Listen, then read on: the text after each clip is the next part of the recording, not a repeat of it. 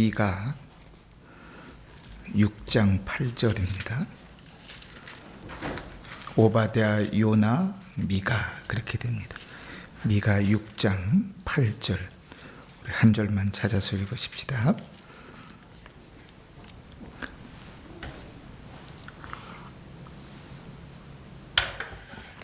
찾으셨죠? 읽읍시다. 시작.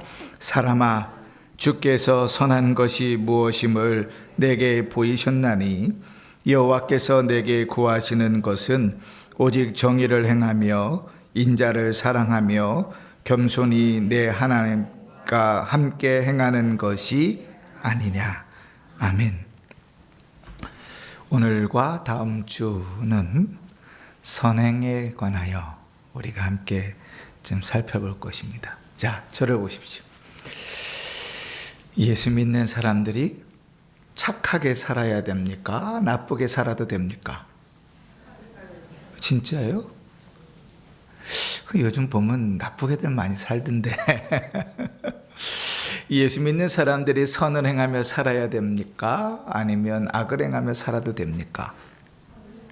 그저 선을 행하며 살아야 되겠죠. 자, 그럼 묻습니다. 어떻게 사는 것이 착하게 사는 건가? 어떻게 사는 게 선을 행하며 사는 건가? 어떻게 사는 것이 선을 행하며 사는 걸까요?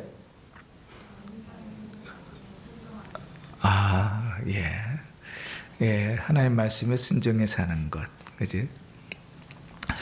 우리는 늘 이렇게 착하게 산다, 이렇게 선하게 산다, 그렇게 생각하면 늘 우리는 다른 사람과 비교해요. 다른 사람과 비교해서 저 사람보다는 좀 내가 낫지. 그러면 어떻게 돼요? 나는 착하게 잘 사는구나, 이렇게 생각해요. 그죠? 저 사람은 왜 이렇게 악해? 그게 무슨 얘기냐면 나는 그 정도는 아니야, 이 얘기인 거죠. 그죠?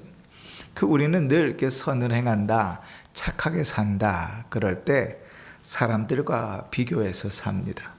또 이런 것들이 있어요. 선하게 산다, 착하게 산다, 그러면 우리가 예전부터 배워왔던 일들이 있잖아요. 자, 여러분, 우리 이제 어른들 여기 계시니까 어른들 같이 있는데 트름하면 됩니까, 안 됩니까? 안 돼요? 생리현상인데? 왜 안 돼요? 남에 대한 예의가 아니라고 배웠잖아요. 어려서부터 그렇게 배웠어요. 그건 학교에서 배운 게 아니에요. 가정교육에서 배우는 거죠. 그죠? 우린 그렇게 배웠어요. 그러니까 그렇게 살려고 애써요. 근데 세상이 변했어요. 세상이 변하니까 사람들이 너나 할 것 없이 그냥 끄끄 틀으면 아무 데서나 해야 됩니다. 그러면 왜 하면 안 돼요? 그렇게 보면 저 사람도 하는데, 이 사람도 하는데, 그렇게 되면 상식이 다 무너져 버렸죠. 옛날에는 하면 안 되는 일이 이제는 해도 되는 일이 되어져 버렸죠. 얼마 전에 제가 그런 얘기를 했는데, 쿠바의 선교사님을 만났는데 따님이 이제 미국에서 이제 치대로 이제 박사학위를 하셨어요. 드디어 닥터가 됐는데 미국을 갔더니, 쿠바에서 살까 미국에 갔더니 딸이 오랜만에 졸업식이라고 착 갔는데 결혼할 남자예요. 그리고 딱 소개를 시켜줬다는 거예요. 그 내용을 쭉 저한테 편지를 쓰면서 이렇게 편지를 쓰셨어요. 그래도 참 감사했습니다.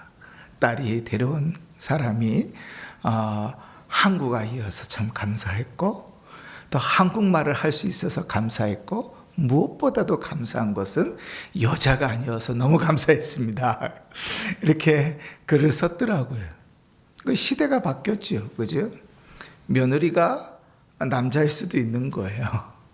이제 사위가 여자일 수도 있는 시대가 되어져 버렸어요. 아무도 장담 못해요. 아무도. 이 시대가 그게 보편이 되어져 버렸으니까요. 이렇게 기준은 바뀝니다. 그러니까 우리가 선을 행하면서 살아야 된다, 착하게 살아야 된다라는 기준도 바뀌어요.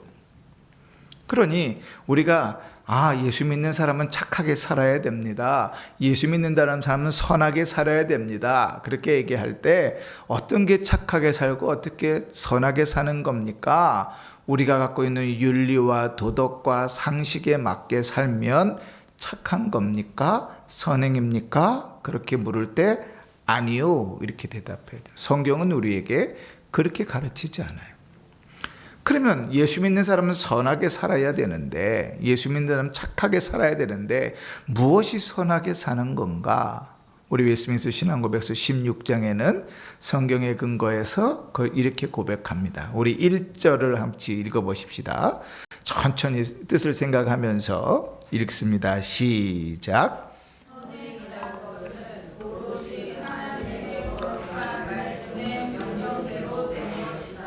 따라서 성경 말씀에 보장 없이 단지 인간의 맹목적인 열심에 의하여 고안된 것은 선이 아니며 또 혹은 단지 선의의 위장으로 선이 성립되는 것도 아니다. 자, 선은 어떤 것이라고요? 뭐라고 고백합니까? 하나님의 말씀대로 명령된 것을 따라 사는 게 선이에요. 그래서 신자가 선행을 하면서 살아야 된다. 신자가 착하게 살아야 된다라는 말씀은 무슨 얘기냐면 다시 바꾸어서 말씀대로 살아야 된다는 것. 자, 성경에 하나님께서 가난한 자들은 외면하라고 가르치시나요? 아니죠. 그죠? 원수는 철천지 왼수니까 죽을 때까지 미워해라 이렇게 가르치시나요? 아니죠. 그죠? 그 성경은 우리에게 인간의 허락한 도리와 윤리와 상식들을 우리에게 가르쳐요. 가난한 자는 도우라 그러고요. 어려운 사람들에게 힘이 되어주라 그러고 또 원수라 할지라도 사랑하라고 가르치지요. 내 안에서 나오는 마음이 아니라 저는 정말 철천지 왼수인데 근데 아휴 그래도 어떻게 사람이 변하겠어? 그래도 나라도 봐줘야지. 이런 마음에서 사랑하는 게 아니라 어떻게 해요? 하나님이 원수도 사랑하라. 너희도 처음에는 나의 원수였다. 이렇게 말씀하시는 그 말씀에 순종해서 사랑하려고 할 때 그게 선행이죠. 그죠? 길거리를 지나가다 보면 구걸을 하는 사람들이 있어요. 요즘은 참 잡기가 그리 쉽지는 않지만 그래도 가끔씩 있어요. 구걸하던 사람들을 보면 여러분은 어떤 생각이 드세요? 저거 다 줘봐야 다 조직적으로 다 연결돼 있어가지고 저 사람들한테는 아무런 도움이 되지 않는다. 그러니까 절대로 주지 말아야지 그 마음을 먹고 사십니까? 그럴지라도 신자는 어떻게 사야 돼요? 줘야죠. 그런데 그냥 동전 하나 띡 던져주는 거는 신자가 하는 방식이 아니에요. 신자가 50원을 주든지 100원을 주든지 500원을 주든지 1000원을 주든지 혹 10만 원을 줄지라도 그 주는 신자의 마음속에는 하나님 이 돈은 얼마 되지 않는데 하나님께서 저 영혼을 위하여 쓰실 줄 믿고 나는 주님 말씀대로 순종합니다. 그러고 주면 그것은 신자로서의 유익이에요. 그런데 아이고 저 돈도 없구나. 나가 있는 주머니 뒤지니까 500원짜리 하나 있어. 이거라도 줘야지. 불쌍한 데 주면 그는 신자가 살아가는 방식은 아니라고요. 그죠? 가난한 자를 도와도 어떻게 해요? 하나님께서 그 물질을 통하여 일하실 줄 믿고 주님의 말씀을 따라 순종할 때 그 속에서 은혜와 역사들이 이루어지는 거예요. 그게 선행이에요. 하나님의 말씀에 명령된 대로 사는 것. 그래서 우리가 미가서 6장 8절을 읽었잖아요. 거기에 사람아 주께서 선한 것이 무엇인지를 너에게 보이셨다. 공의를 행하고 인자를 사랑하고 겸손히 내 하나님과 동행해라. 이게 선한 일이다 하는 거죠. 또 로마서 12장에 보면 2절에 너희는 이 세대를 본받지 말고 오직 너희 마음을 새롭게 함으로 변화를 받아 하나님의 선하시고 기뻐하시고 온전하신 뜻이 무엇인지 분별하도록 하라. 이렇게 가르치죠.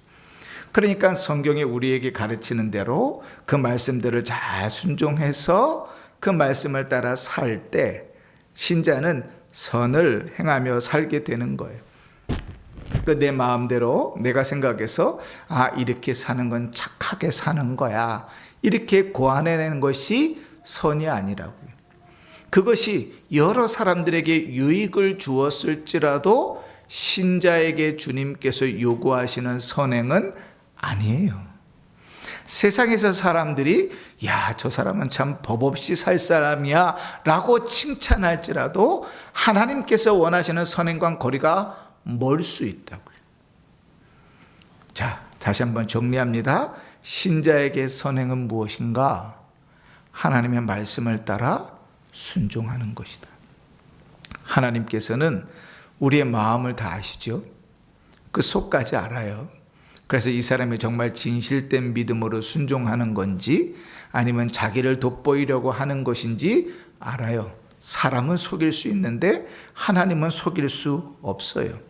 오늘 신앙고백서는 그 선의를 위장해서 선을 행할지라도 그건 선이 아니다. 예를 한번 들어보십시다. 우리 사무엘상 15장을 읽어봅시다. 시작. 다만 백성이 그 마땅히 멸할 것 중에서 가장 좋은 것으로 길갈에서 당신의 하나님 여호와께 제사하려고 양과 소를 끌어왔나이다 하는지라. 사무엘이 이르되 여호와께서 번제와 다른 제사를 그의 목소리를 청종하는 것을 좋아하심같이 좋아하시겠나이까? 순종이 제사보다 낫고 듣는 것이 수장의 기름보다 나으니 이는 거여가는 것이 점치는 죄와 같고 완고한 것은 사신 우상에게 절하는 죄와 같음이라. 왕이 여호와의 말씀을 버렸으므로 여호와께서도 왕을 버려 왕이 되지 못하게 하셨나이다 하니. 우리가 너무나 잘 아는 말씀이지요. 사무엘이 하나님의 말씀을 듣고 전쟁을 벌이면서 다 죽이라 그랬는데 전쟁을 하고 나니까 좋은 가축들이 너무 아까운 거예요. 그래서 그걸 다 살려놨죠. 전리품으로 살려놨죠. 그러면서 뭐라고 얘기해요? 하나님께 제사 드리려고 하는 겁니다. 자기가 한 것도 아니고 백성들이 하나님께 제사 드리려고 한 겁니다. 자, 예배 드리는 거는 선한 일이에요, 악한 일이에요? 예? 악한 일이에요? 우리가 지금 악을 행하고 있는 거지요. 예배 드리는 건 선해요, 악해요? 선한 일이죠. 그러니 예배를 드리려고, 제사를 드리려고 재물을 남겨둔 일은 잘한 일이에요, 잘못한 일이에요? 그래서 상식적으로 보면 잘한 일이죠. 그런데 하나님 말씀이, 하나님 명령이 그게 아니었다고요. 그러니까 잘한 일로 포장했을지라도 그건 선이에요, 악이에요? 악이죠. 그렇죠? 명확하죠. 참 예배드리는 일이 귀하고 그것을 귀한 것처럼 재물을 살려놓은 것 같은데 사실은 뭐예요? 불순종이라고요. 하나님 뭐하라 그랬는데? 다 죽이라 그랬는데. 그러니 선으로 위장을 했는데 사실은 선이에요, 아니에요? 악이에요. 우리가 인생을 살면서 이렇게 살 때가 되게 많아요. 마치 신실한 것처럼, 신앙이 있는 것처럼 말해요. 사람들 앞에서는. 그런 사람들은 더 자기가 떠벌리는 걸 잘해요. 그러니까 마음에 찔리니까 더 그런지 모르겠어요. 더 내가 주를 위하여, 내가 주님께 하려고 말하는데 사실 까놓고 나면 주님이 기뻐하시는 일이에요, 아니에요? 아니에요. 주의 말씀하고는 거리가 멀다고요. 그 안에는 시커매가지고 자기 죄악을 쌀 때가 훨씬 더 많죠. 주의 영광을 위하여 그런 포장지를 딱 씌워놨는데 사실은 하나님은 관심도 없어요. 뭐만 관심이 있어요? 내 영광만 관심 있을 때가 많죠. 그건 악이다. 그것이 아무리 좋은 결과를 낳고 그것이 아무리 나에게 유익을 주고 그것이 아무리 사람들에게 유익을 주었을지라도 성경이 우리에게, 신자에게 가르치는 선은 아니다. 명확하게 알아요. 그러니까 우리는 그렇게 늘 스스로 속이면서 악을 자행할 때가 너무 많죠. 이스라엘 백성들이 그랬어요. 그래서 하나님께서 이사야 선지자를 통해서 대놓고 이렇게 말씀하십니다. 이사야 29장 같이 읽읍시다. 시작. 주께서 이르시되 이 백성이 입으로는 나를 가까이 하며 입술로는 나를 공경하나 그들의 마음은 내게서 멀리 떠났나니 그들이 나를 경외함은 사람의 계명으로 가르침을 받았을 뿐이라. 아멘. 예배를 드려요. 예배를 드리는데 하나님께는 관심이 없어요. 내가 목사가 돼가지고 예배를 빠지면 사람들이 뭐라 그럴까? 창피하지. 목사가 돼가지고 예배 시간에 꾸벅꾸벅 졸고 앉아있으면 사람들이 뭐라 그럴까? 창피하죠.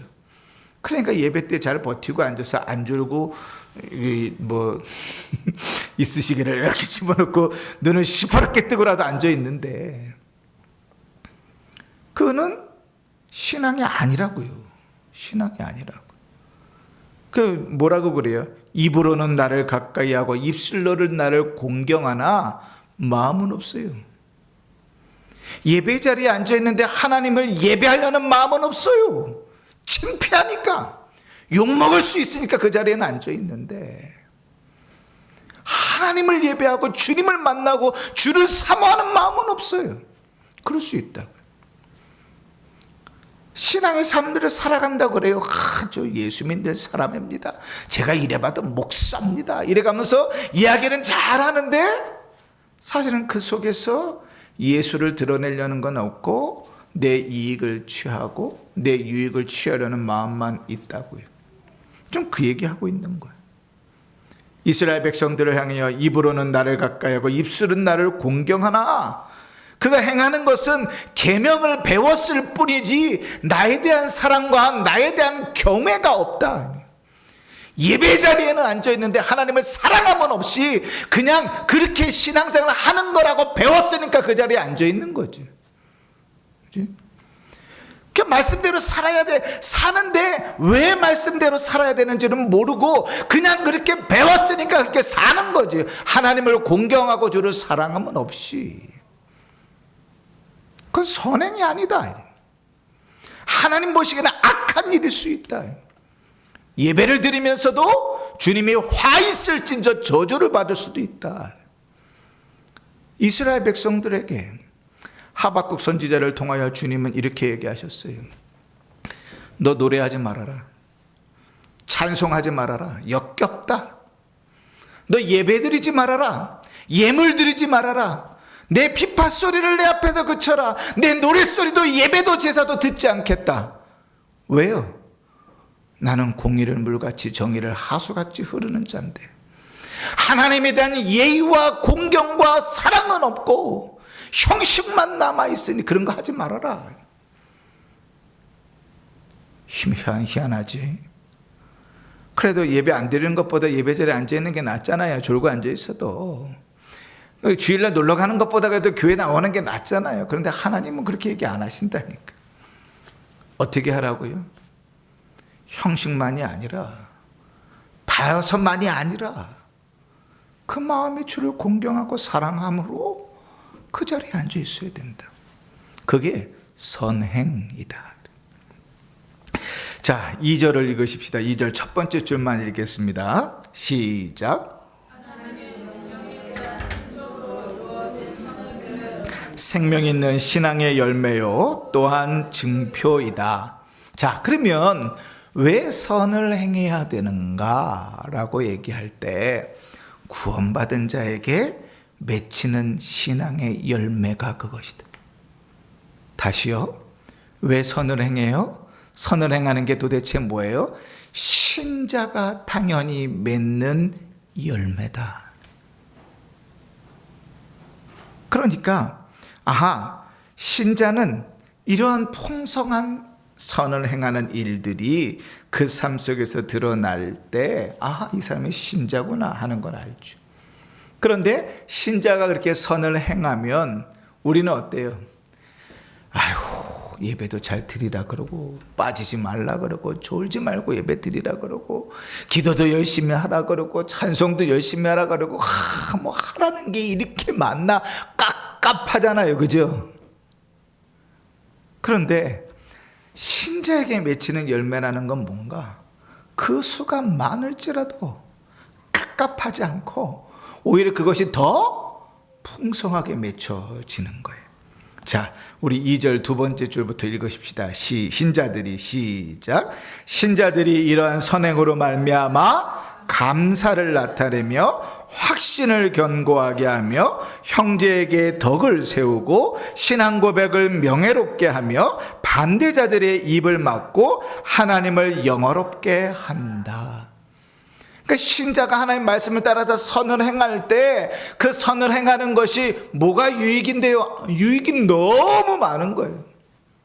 그 말씀을 따라 살아간다는 것은 기본적으로 그의 삶 속에 뭐가 넘치게 돼요? 감사가 넘치게.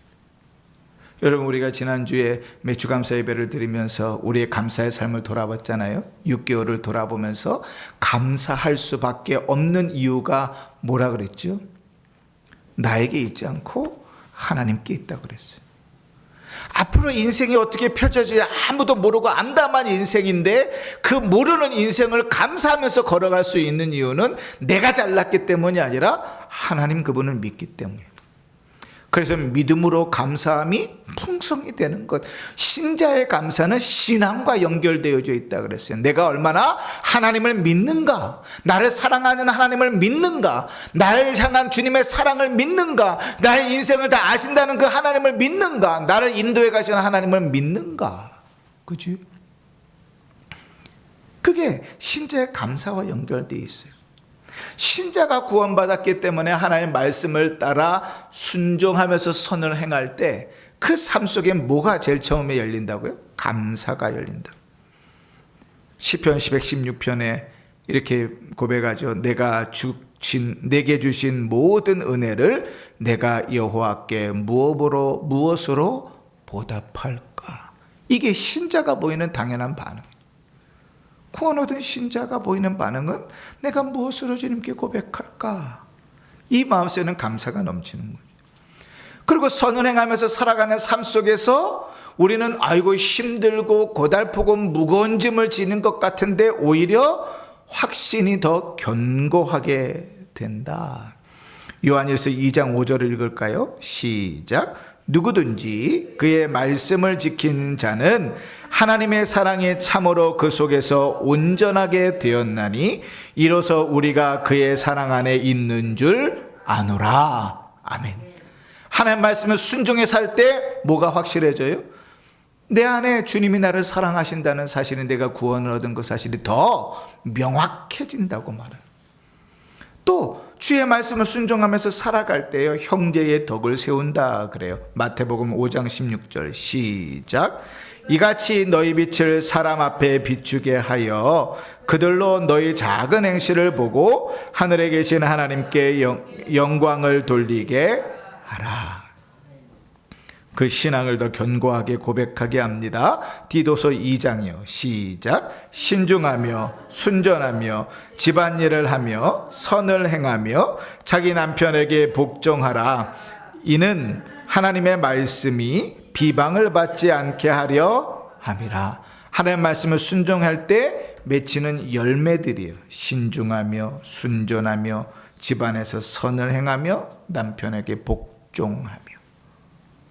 이런 열매들이 맺혀지는 것을 통해서 그 열매로 그 신앙 고백을 통해서 하나님께 영광을 돌리게 하는 것이죠. 또 예수 믿는 것들은 왜 저래? 이러한 반대자들, 불신자들로부터 신자가 말씀을 순종해서 선을 행할 때 그들의 입을 막아버립니다. 베드로전서 2장 15절 시작. 곧 선행으로 어리석은 사람들의 무식한 말을 막으시는 것이니라. 아멘. 자, 마지막으로 하나님께 영광을 돌립니다. 베드로전서 2장 시작. 너를 악항한다고 비방하는 자들로 하여금 너희 선한 일을 보고 오시는 날에 하나님께 영광을 돌리게 하려 함이라. 아멘. 그러니까 신자가 구원을 얻어서 하나님의 말씀을 따라 선을 행하며 살아간다는 것은 단순히 우리의 짐을 무겁게 하는 일이 아니라 그것이 더 우리가 신자구나, 하나님 나와 함께 하시는구나, 하나님 나를 도우시는구나, 주의 영광을 드러내고 주님을 자랑하고 주님을 높이는 더 풍성한 것들을 누리게 하는 거예요. 그러니까 믿음으로 살면 살수록 신앙은 깊어지는 게 정상이에요. 기도 많이 해서 신앙이 깊어지는 건 아니에요. 믿음으로 순종하며 살아가면 살아갈수록 그 신앙이 더 풍성해지는 것이다. 자, 2절의 마지막을 읽겠습니다. 신자들은, 시작. 신자들은 하나님의 작품으로서 그리스도 안에서 선한 일을 행하기 위하여 창조되었으므로 결국은 그들이 성결의 열매를 맺게 되고 영생을 얻는다. 신자는 뭐를 위해서 창조됐다고요? 선을 행하기 위해서 창조됐다. 다시 말하면 선행이 하나님의 말씀을 순종하는 일이라 그랬어요. 그러니까 신자들은 뭐 하기 위해서 창조됐어요? 하나님의 말씀에 순종하기 위해서. 하나님께서 창조주이시니까 피조물이 그 말씀에 순종하는 건 당연하다. 자식들이 자라요. 자랄수록 생각들이 얼마나 뚜렷해지는지 몰라요. 자기 주장이 강해져요. 이제 은서, 이서 키우고 준이 뭐 키우지만요, 보세요. 이제 머리 꼭대기에 올라갑니다. 아이들이 얼마나 똑 부러지고 똑똑해지는지 몰라요. 그죠? 그래도 그 아이들이 부모를 향하여 당신 필요 없어 반대하고 나가는 경우는 없어요. 거의 대부분. 왜요? 부모이니까. 나를 낳은 부모이니까. 나의 보호자이니까. 나이가 먹고 철이 들어도 그 부모를 공경하고 그 말을 따라가요. 그게 부모 자식 간의 관계죠. 부모가 잘 마음에 들어서 천만에요. 마음에 안 드는 거 투성이에요. 이 부모 자식 간에도요, 여러분 생각해봐요. 자식이 내 맘 같습니까? 아니죠. 자식들도 부모를 똑같이 봐요. 자기 맘 같지 않아요. 부모 자식 간에 그래요. 그래도 왜요? 부모이니까 공경하는 거예요. 왜? 나를 낳으신 분이니까. 나를 기르신 분이니까. 하물며 하나님께서 창조주이신데 피조물인 우리가 그 말씀을 순종하는 건 당연한 것이죠. 떠나가서는 안 되는 것이잖아요. 그 말씀을 듣고 순종하는 것은 당연한 것이고, 피조물로서 창조주의 그 말씀을 따라 사는 일은 의당 있어야 하는 일인 거예요. 그런데 거기에 하나님은 늘 덤을 주세요.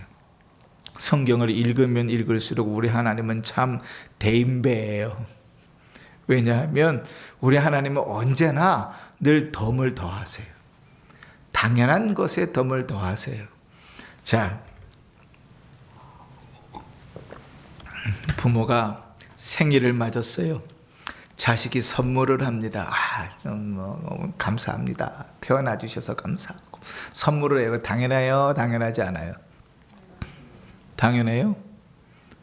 선물하는 거 당연해요? 당연하죠. 그죠? 그 부모가 자식이 선물하는 게 당연한 거니까 선물 받아놓고 뭘 이런 걸 샀어? 돈으로나 주지. 그리고 넘어가요? 우리 어머니 그런 적이 있어서 속이 상한 적이 있었는데, 어때요? 자식이 그렇게 애써서 마음 써서 선물하면 자식에게 가는 게 더 많지요. 그죠?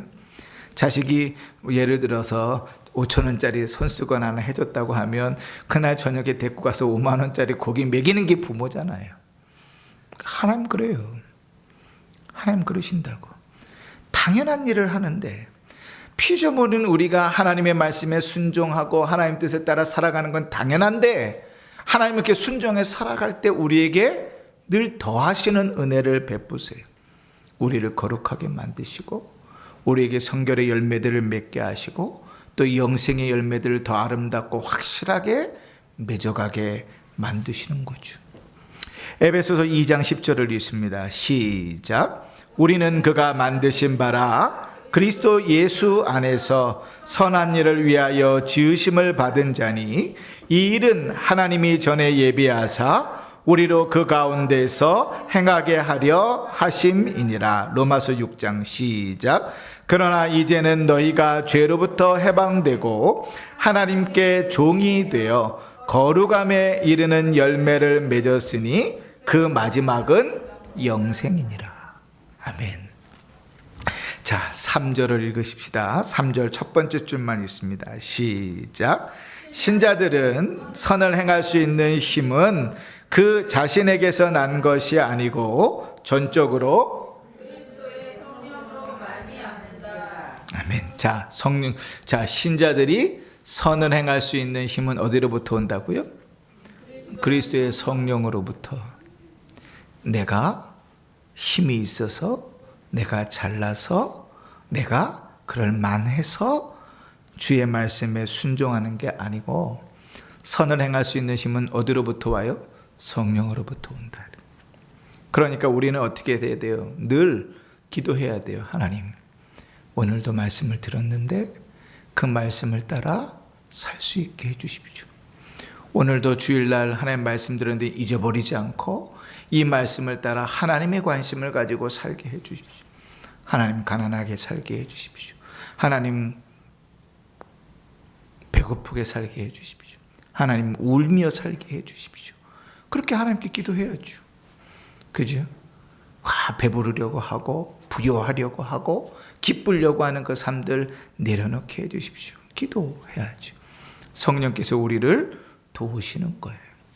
우리의 모든 삶 속에 말씀을 따라 살아가는 일들은 그렇게 이루어집니다. 에스겔 36장을 같이 읽습니다. 시작. 또 새 영을 너희 속에 두고 새 마음을 너희에게 주되 너희 육신에서 굳은 마음을 제거하고 부드러운 마음을 줄 것이며 또 내 영을 너희 속에 두어 너희로 내 율례를 행하게 하리니 너희가 내 규례를 행할지니라. 아멘. 누가요? 하나님의 영이 우리 안에서 행하게 하시는 거예요. 그러니까 우리의 힘은 아니라고 얘기하는 거예요. 자, 3절 그 다음 두 줄을 읽습니다. 그러므로 시작.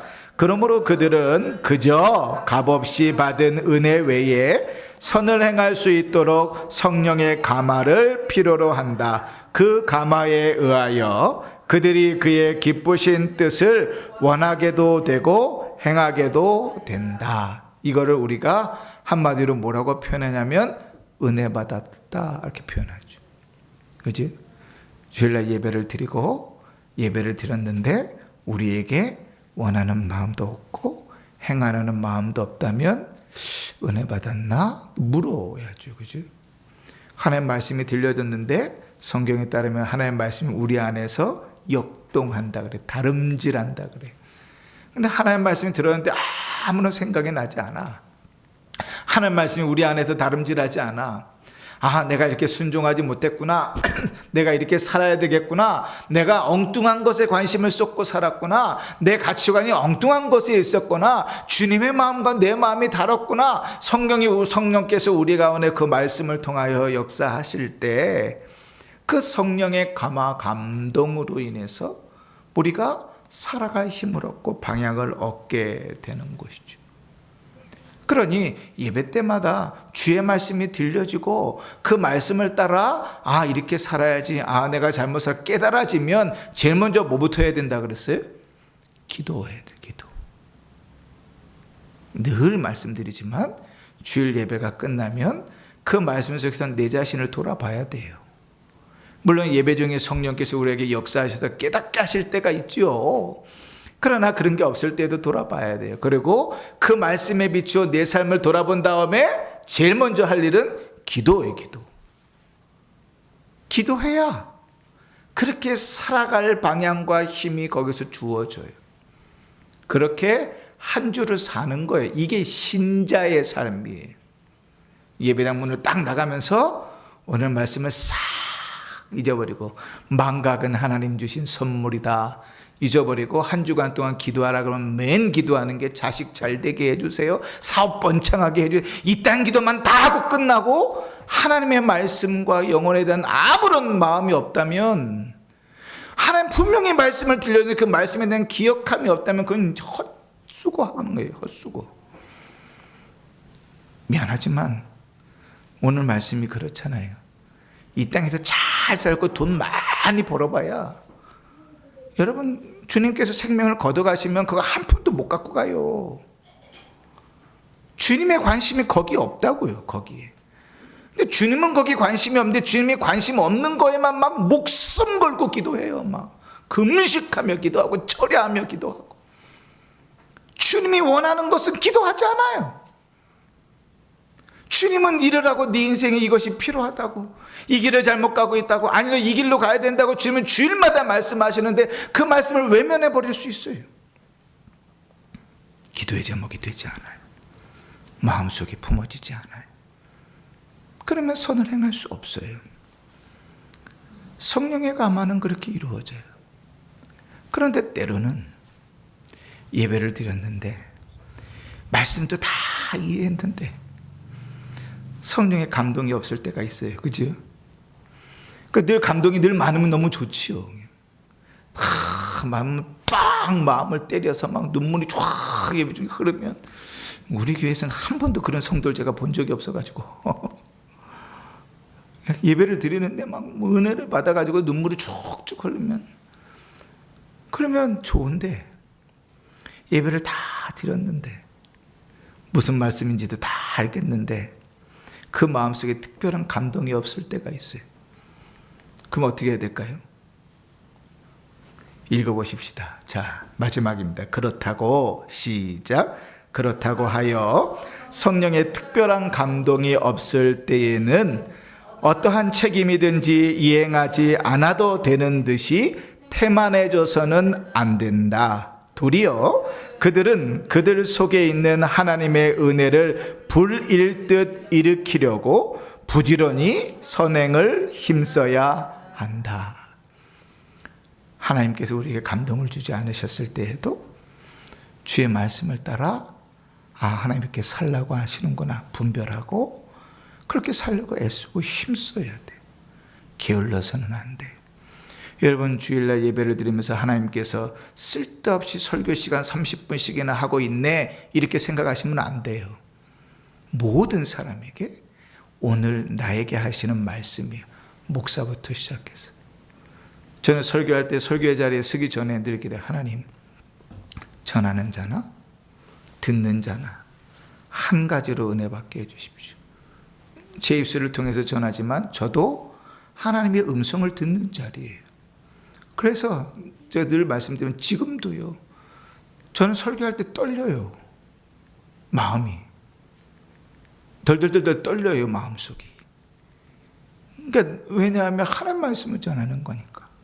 오히려 제가 더 두려워요. 여러분은 듣고 못 들었어야 하고 시침이라도 떼면 되지. 저는 제가 설교해놓고 그렇게 못 살면 더 벌이 클 거 아니에요. 난 뭔 소리 했는지 모르겠는데 이럴 수는 없잖아요. 설교해놓고. 그러니까 더 두려워요. 그러나 우리가 하나님의 특별한 감동이 없을 때라도 주의 말씀을 분별해서 부지런히 선을 행하도록 힘써야 된다. 그게 신자에게 주어진 일이에요. 그러니 예배 때 성령께서 우리에게 감동하셔서 말씀을 통하여 우리의 감정을 터치하시고 우리로 하여금 죄를 드러내시고 때로는 감사하게 하시고 때로는 병든 자를 고치시고 때로는 심령이 상한 것을 치료하실 때에라도 때에 우리는 감사하고 또 순종할 수 있지만 때로는 그런 일들이 아무것도 없이 그냥 그렇게 예배의 시간이 지날 때라도 주의 말씀을 분별해서 선을 행하기를 힘써야 된다. 이게 신자에게 주어진 사명이다. 히브리서 6장을 읽습니다. 시작. 우리가 간절히 원하는 것은 너희 각 사람이 동일한 부지런함을 나타내어 끝까지 소망의 풍성함에 이르러 게으르지 아니하고 믿음과 오래 참음으로 말미암아 약속들을 기업으로 받은 자들을 본받는 자가 되게 하려는 것이니라. 베드로후서 1장이요. 시작. 그러므로 형제들아 더욱 힘써 너희 부르심과 택하심을 굳게 하라. 너희가 이것을 행한즉 언제든지 실족하지 아니하리라. 이같이 하면 우리 주 곧 구주 예수 그리스도의 영원한 나라에 들어감을 넉넉히 너희에게 주시리라. 아멘. 자, 4절을 같이 읽습니다. 시작. 하나님을 순종함에 있어서 현재에서 가능한 최고 수준에 도달한 신자들이라 할지라도 자기의 책임 이상으로 또는 하나님의 요구보다 더 많이 행하였다고 할 수 없고 도리어 그들이 해야 할 책임에서 대단히 부족한 것이다. 아멘. 자, 4절은 무슨 내용이냐면 이런 거예요. 우리가 보통 성인이라고 말하는 사람들 있잖아요. 기독교에서는 별로 그렇게 얘기하지 않는데 천주교 쪽에서는 많이 그렇게 얘기해요. 세인트, 성인이라고 그래요. 그러니까 어떤 성인인가 하면 그 사람이 너무 신자답게 살았어. 너무 예수님 같이 살았어. 그래서 성인이라고 추켜 세우잖아요. 그죠? 우리가 만약에 우리가 이 땅을 살아가면서 믿음의 삶을 살 때, 야, 저 사람은 정말 예수님 같아 라고 생각하는 정도로 신앙의 수준이 높을지라도 하나님께서 명령하신 것보다 더 많이 선을 행하거나 도리어 그가 책임져야 할 그 책임보다 더 행하겠다고 말할 수 없다. 그 얘기 무슨 얘기냐면 다시 바꿔 얘기하면 우리가 힘써 믿음으로 살아야 되는 것은 당연한 일이지만 그게 우리의 자랑, 그치? 우리의 공로가 되진 않는다. 제가요 오늘 새벽에 차량 운행 돌다가요 버스에 광고가 하나 붙었는데 그게 책 이름인지 모르겠어요. 그걸 하나를 딱 지나면서 봤는데 딱 마음속에 박혀가지고 그래서 아내한테 잊어버릴까봐 이거 좀 쳐서 보내라 그랬는데 지금 또 얘기하려니까 까먹었는데 내용이 대충 이런 거예요. 내가 무엇을 한다고 해서 내가 무엇을 하고 있는 일로 인해서 자만해지지 말아라. 그 우리는 늘 그러잖아요. 근데 예배를 드린다고 예배 자리에 앉아 있다고 해서 자만해져요. 기도했다고 해서 자만해지고 선을 행했다고 해서 자만해지는데 그러지 말아라. 당연히 할 일들 하는 거다. 당연히. 근데 이렇게 얘기해 놓으면 사람들이 시험에 많이 들어요. 어떤 교회에서요 목사님이 찬양대가 그 성탄절을 맞아서 칸타타를 연습하는데 3달 동안 열심히 연습해가지고 핸델의 메시아를 했어요. 와, 이게 웬만하면 할 수 없는 것이기도 하지만 또 잘했으니까 얼마나 멋있어요.